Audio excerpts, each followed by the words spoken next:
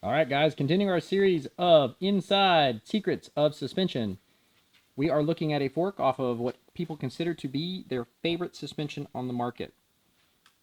That is the KYB SSS off of a YZ250F. This is a 2021. Same exact suspension on the 2022. Essentially the same suspension on all previous models. They've made some small updates over the recent years. They've added this big hole on each side of this free piston. This allows this free piston chamber, so there's air trapped above this O-ring up into this chamber. It allows it to vent to the outer chamber in your fork, which then vents out your air bleed screw. That's something that they've changed a few years back. Previously, there was no way to vent any air pressure that built up in this chamber, and that caused some issues for them. Very common on these, they would break, and then you would replace them either with an OE or like one of these aftermarket aluminum ones. Here's the free piston for a TAC Showa fork. That's a single function Showa fork. That is a free piston for those. As you can see, it's basically the same exact thing. Obviously, next down in here on this design, and they're trying to save some weight on this design is just what their concept there is. This one's considerably heavier than this one, even though it's actually smaller. Here's the mid valve. This is the important area of any fork design, and we're going to take these apart and show you all the shim stacks and how these work, but I just wanted to give you a broad overview of how it looks. So there's base valve, mid valve, inner cartridge up here. Looks the exact same as a Showa. You can't tell a single bit of difference. This piston shaft size is basically similar as a Showa. It's actually slightly smaller than the current Showa 49 forks. Base valve, a little bit smaller than the current Showa 49 forks, but it's been a design they've used for a long time. So let's tear this apart, and you guys can take a look at what the valving stacks look like and how the pistons look. Here's the rebound adjusting rod. It just goes inside that tube, pushes on a little tapered needle that's inside of here, and when you screw that screw in or out, it pushes that shaft in or out to push that piston, that little tapered needle in or out. So that's the gist of that. So let's get this valving apart, and you can take a look at that. Here's a good inside look of the valving in our KYB SSS fork. This is out of a 2021 YZ250F. It's the exact same basic setup as a 22, and this is the same setting that goes back a long time for Yamaha. They got a small update a few years ago on a couple parts and pieces, but this is essentially the same fork all the way back to 2006. They've made small changes. So there's the base valve piston. You can see that the ports are fairly large. They're non-restrictive. Here's the mid-valve piston. Same deal here. That's the rebound side. They're fairly large ports. And then we have our compression side, and it has massive ports on the other side. And as you can see, those holes are really big. Pistons play no role when it comes to damping as far as restriction. So anybody who tells you that a piston's the issue is lying to you. When you buy gold valves or something like that, what you're really buying is a proprietary valve stack. See that little hole there? That's called a bleed hole, and it's a two-way street, but it's mostly used for rebound. Now this is the mid-valve stack. On the right was compression. On the left is, on the left is rebound. This particular mid valve uses a leaf shim mid valve. So there's a little cup in there. See some shims in there? There's actually on the outer edge that sticks up above those shims, and then there's a collar. And so this is what controls the low speed damping. Now we're moving on to the shock. Here it is assembled. You can see the shims at the bottom. You can see some shims on the top. And let's take a look at that shock. All right, fellas, here's the insides of your KYB SSS suspension off of a YZ250F 2021-2022 model. This is the base assembly that you see in the previous shot that we'll pan across. And then the shim stack goes from small to bigger in this way. This is how I laid it out. This is up against the piston. This is the compression stack assembly here. Okay, now if you just take a look, that's a lot of shims. We showed a previous video of a Showa shock, not as many shims. What does that mean? That means the shock is valved stiffer, but there's more to the story than just that, and we'll get to that. So here's the piston. That's the rebound holes that you're looking at. Here's the compression holes, a little bigger diameter. That's common on every shock. That's how they do these. So these are rebound stack up here. A heck of a lot less shims in the compression side. Okay. What does that tell you? A lot less damping on the rebound direction. Why? Well, you see a lot less force range. The spring is the only energy being returned into your valving. So you don't have a lot of spring compared to how much you have force when you hit a jump or a bump. So this shim here, this side of the piston, covers that hole just perfectly. Flip it over. This shim here covers this hole. Covers it just perfectly. That's by design, of course. As you can see, this piston is no different than a Showa piston. Now, there are very minor differences, okay? If you were to actually put the two, this is a 50 mil, and their Showa pistons are 50 mil. You can interchange the pistons between the two shocks. They will fit within one another.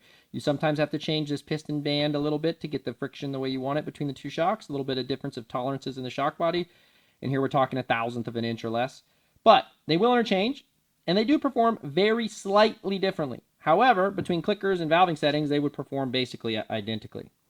Here's your compression adjuster assembly. I have the socket on here still. It's a special socket I made so I can get these off, so forgive me. I know, you can't see the high-speed adjuster. It's in there.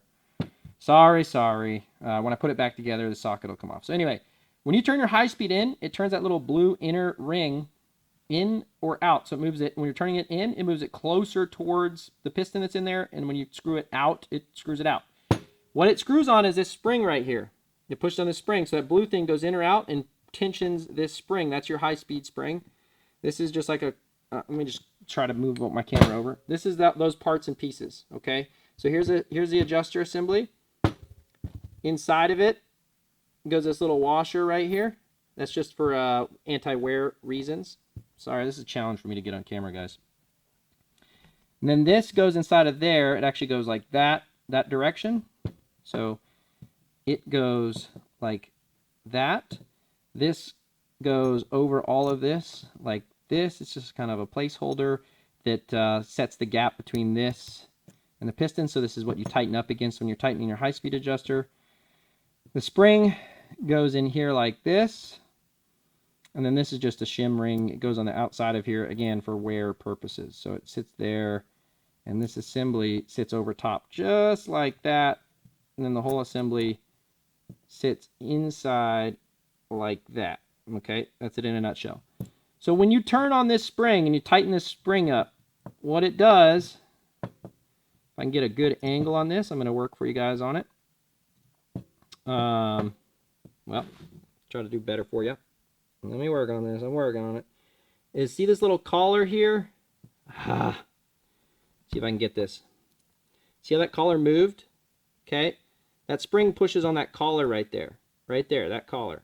Okay. That collar can move up or down. Okay. And that collar pushes on a shim stack that's on that little piston. See that shim stack in there? That shim stack is what's blocking off those lots of little tiny holes right there. When you turn your low-speed compression adjuster, there's that hole in the center of this. There's a needle inside of there. Inside of there, almost can see it. See it? That needle is going in or out, and it blocks the fluid flow from coming out of the hole at the top, which is from the center. Okay? That's what that does. Now, some craziness here for you. When you turn your high speed in or out, it moves this entire blue assembly in or out, okay? And it pushes more tension or less tension on that collar, okay? That collar right there. And that collar pushes on the last shim in the stack, okay? The littlest shim. You see how the collar is perfectly flat? So it pushes on that last shim. Guess what? That shim is solidly clamped via that nut onto this shaft, okay? So it's already tensioned down. On really advanced suspension systems like A-Kit and some of the WP stuff, there's a different story there. When you turn your high speed in or out on these bikes, it doesn't do a damn thing with this high speed adjustment. So it goes like that. It's pushing on that spring. Unfortunately, that shim stack's already rock solid due to that clamp. So the high speed is actually not a high speed in the conventional sense. Now it does move that entire blue assembly in or out.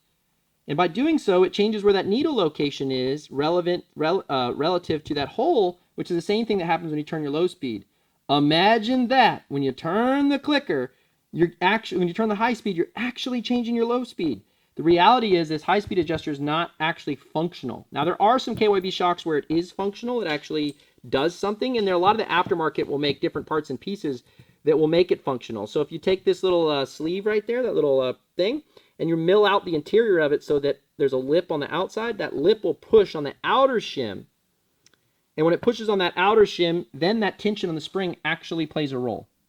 So that's something that Pro Circuit likes to do. A lot of the aftermarket's been doing. WP does that stock.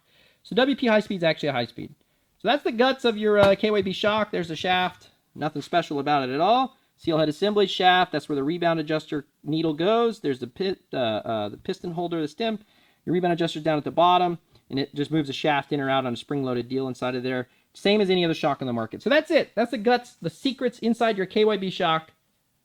There's nothing special about it at all versus Showa. So let's talk about why this has way more shims than, say, some of the other shocks that we took apart. So number one, that means it's stiffer, and that is true in the shim stack respect. But what you have to keep in mind is leverage ratio of your linkage system. This is the most overlooked topic in motocross, and it's probably the most important topic in motocross when it comes to shock performance.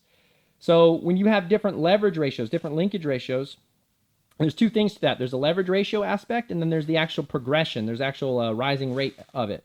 Most of the Japanese bikes have a similar rising rate curve, so they pretty much do the same thing when it comes to rising rate. However, they don't all have the same leverage ratio.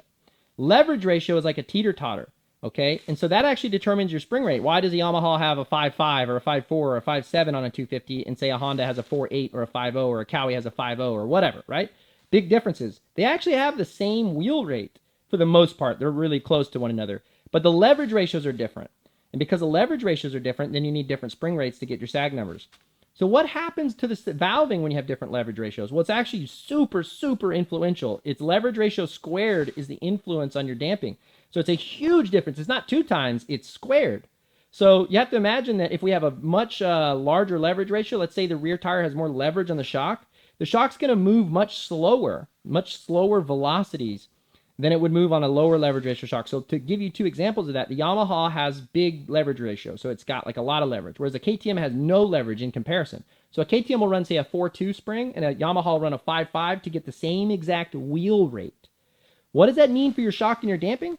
Well, that means that the KYB shock is going to experience a lot lower velocities than the WP shock, from bottom to top. So you take your wheel velocity and you divide it by your leverage ratio. So if it's 4-to-1 or 3-to-1, then that's the reduction you get. And then, of course, how that affects damping is squared, which is a whole nother discussion. I won't get into it. So long and short, the KYB needs to be way stiffer in the valving stack than, say, a WP, because it has a lot less damping, because it has a lot less velocity than a WP. So you need to have more you have to control more damping through more stiffness, because your velocities are less, whereas the WP is going to experience a wider range of velocities.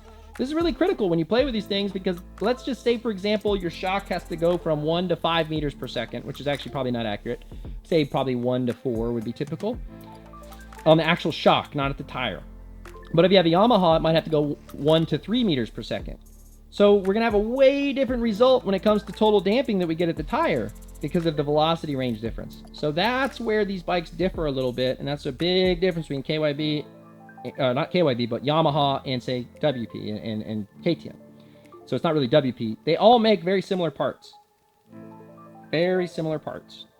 Technology hasn't changed in shocks in 25 years.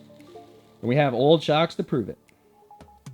But damping has, shim stacks have, leverage ratios have, chassis have changed, and so bikes change over time. All right, thanks for watching. Check back next time.